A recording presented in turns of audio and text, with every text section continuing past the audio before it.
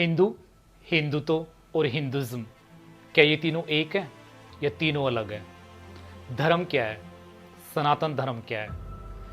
क्या व्यक्ति ने धर्म को बनाया या धर्म ने व्यक्ति को बनाया? चलो इसी को समझने की कोशिश करते हैं। इस वीडियो के माध्यम से हम ये समझेंगे कि धर्म का एक्चुअल मतलब क्या है। तो बने रहिए एंड तक कि इस वीडियो में ऐसी क्या क्रिस्टल क्लैरिटी हम लेके आते हैं। तो हम सबसे पहले ये समझने की कोशिश करेंगे कि धर्म क्या है। तो हम ये कह सकते हैं कि एक इंसान ने ऊपर आसमान में देखा होगा और जब उसने ऊपर देखा तो उसने अपने मृत्यु और जीवन के बारे में सोचा होगा। फिर उस इंसान ने नीचे भी देखा होगा। उसने नीचे क्या देखा होगा? नदियाँ बह रही है, सूरज अपना काम कर रहा है, नेचर अपना काम कर रही है, मतलब एक नियम से चल रहा है, एक विधि विधान से चल रही है। सारी नेचर की जो प्रकृति है वो विधि विधान से चल रही है। तो इसका ये तो मतलब निकाला जा सकता है कि किसी भी समाज को या नेचर को चलने के लिए किसी विधि विधान की जरूरत है। तो हम कह सकते हैं कि धर्म का एसेंस वहीं से आया हो या धर्म का आधार वहीं से बना हो। मतलब एक छोटी छोटी सी कॉमन सेंस ये बनी है कि धर्म किसी नियम से चलता है, मतलब कोई विधि विधान से चलता है। तो अब आगे हम इस चीज़ को ऐसे समझते हैं कि रिलीजन और धर्म एक चीज़ है। कई इतिहासकार या कई ऐसे जो धर्म को जानने वाले हैं उन्होंने रिलीजन को धर्म बताया। लेकिन जब हम डिक्शनरी में देखते हैं रिलीजन का मीनिंग क्या है, तो रिलीजन का मीनिंग धर्म आता है डिक्शनरी में। इसके अलावा और भी शब्द आते हैं। धर्म संबंधी आता है, सांप्रदायिक भी आता है, नियम कानून भी आता है। तो क्या हम कह सकते हैं कि रिलीजन का पर्यायवाची धर्म है?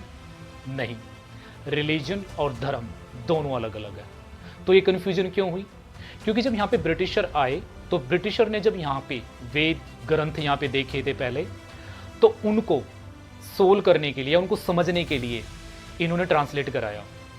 और जब ऐसा कहा जाता है, जब एक इंसान एक बात को दूसरे इंसान से कहता है और वो दूसरा इंसान तीसरे इंसान से कहता है, तो कुछ इंटरप्रिटेशन तो यूज करता ही है और वो बातों का एक्चुअल मीनिंग खत्म हो जाता है। मतलब जब एक इंसान दूसरे इंसान से उस बात को कहता है तो वो अपने तर्क वितर्क यूज करता है। तो कहीं ना कहीं ऐसा ही हुआ। जब ब्रिटिशर ने यहाँ पे ट्रांसलेशन लिया या करवाया, जैसे एग्जाम्पल के मैक्स मुलर को बुलाया, क्योंकि ये मैक्स मुलर जर्मनी और संस्कृत दोनों को जानता था और इन्होंने वेदों का ट्रांसलेट किया। हम चार्लेस वेलंकिस भी कह सकते हैं जिसने गीता को ट्रांसलेट किया इंग्लिश में। तो वहाँ की जब ट्रांसलेट इंग्लिश में हिंदी में किया तो हिंदी इंग्लिश का एग्जैक्ट मीनिंग हिंदी में नहीं मिला। तो इसलिए कई लोगों ने रिलीजियस को धर्म बता दिया, जबकि धर्म और रिलीजियस दोनों अलग अलग हैं। इसको ऐसे समझते हैं। हम कह सकते हैं रिलीजियस एक कोड ऑफ कंडक्ट है, एक नियम है, एक ऐसा विधि विधान है जिसको फॉलो करना ही करना है। जैसे कि हम कह सकते हैं ये एक क्लोज सिस्टम है, एक बंद व्यवस्था है, एक ब्रैकेट है, ये भी कह सकते हैं। इस रिलीजियस में एक किताब होगी, एक जगह होगी जिस जगह पे सबको जाना होगा, एक पर्टिकुलर सर्टेन पहनावा होगा जो सबको करना पड़ेगा। कहने का मतलब ये है कि जब हम रिलीजियस प्रैक्टिस को परफॉर्म करते हैं तब हम कुछ प्रथाएं, कुछ ट्रेडिशन और कुछ रीति रिवाज को परफॉर्म करना ही करना होता है। जैसे कि एग्जाम्पल लेते हैं इस्लाम। अब इस्लाम में एक मस्जिद, किताब कुरान, एक पहनावा और अल्लाह और पैगंबर। अब एग्जाम्पल देखते हैं क्रिश्चियनिटी, चर्च, बाइबल, पहनावा एक और जीसस मसीहा। अब देखते हैं हम सिख को, गुरुद्वारा, गुरु ग्रंथ साहिब और पहनावा। तो इस तरीके से हम कह सकते हैं कि रिलीजियस को हम इस तरीके से डिफाइन कर सकते हैं, लेकिन हम धर्म को इस तरीके से डिफाइन नहीं कर सकते। धर्म का एक्चुअल मीनिंग कुछ और निकलता है। धर्म का मतलब निकलता है ड्यूटी। कौन सी ड्यूटी? वो ड्यूटी जो समाज ने और व्यक्ति ने दी है। व्यक्ति को उसके समाज से, उसके ट्रेडिशन से, उसके पीढ़ियों से चले आ रहे संस्कारों से जो उसको मिला है, उन ड्यूटी को पूरा करना। अब धर्म का एक्चुअल मतलब यही होता है। इसको और समझने के लिए हम थोड़ा सा आगे बढ़ते हैं। अब हम पहले ये समझते हैं कि हिंदू, हिंदुत्व और हिंदुज़्म, ये तीनों का क्या रोल है और क्या ये तीनों धर्म में कैसे इंक्लूड होते हैं। तो पहले हिंदू का मतलब समझते हैं। हिंदू को हम कह सकते हैं ये एक भौगोलिक पहचान है, मतलब एक ज्योग्राफिकल आइडेंटिटी है। हम इसको ऐसे कह सकते हैं कि पर्शियन जब यहाँ पे आए तो जो सिंधु नदी थी उसके पास जो लोग रहते थे उनको उन्होंने हिंदू बोला। और उन्होंने हिंदू उनको क्यों बोला? क्योंकि पर्शियन लैंग्वेज में सा का जो प्रोनाउंसिएशन था वो है। मीन्स जो स बोलते थे उसको वो उच्चारण करते वक्त है बोलते थे। तो सिंधु को उन्होंने हिंदू नदी बना दिया और वो कहने लगे हिंदू नदी के पास जो लोग रहते हैं ना वो वाले हिंदू। तो हिंदू को हम कह सकते हैं एक ज्योग्राफिकल आइडेंटिटी है, एक ज्योग्राफिकल पहचान है। चलो एक हिंदू की पहचान मिल गई। अब हम देखते हैं हिंदुज्म क्या होता है। अब हिंदुज्म समझने से पहले हम इज्म को समझते हैं। ये जो लास्ट में ISM लगता है इज्म, इसका मतलब होता है विचारधारा। कैसी विचारधारा? वो विचारधारा जिसके अंदर विचार सदियों से चला आ रहा है। मतलब कि बुजुर्ग, ऋषि और जिन्होंने अपने विचार, विश्वास, नीति और जिसको जो ट्रेडिशन जो परफॉर्म करते हैं, प्रैक्टिस जो परफॉर्म करते हैं, उनको एक पीढ़ी से दूसरी पीढ़ी को दिया हो।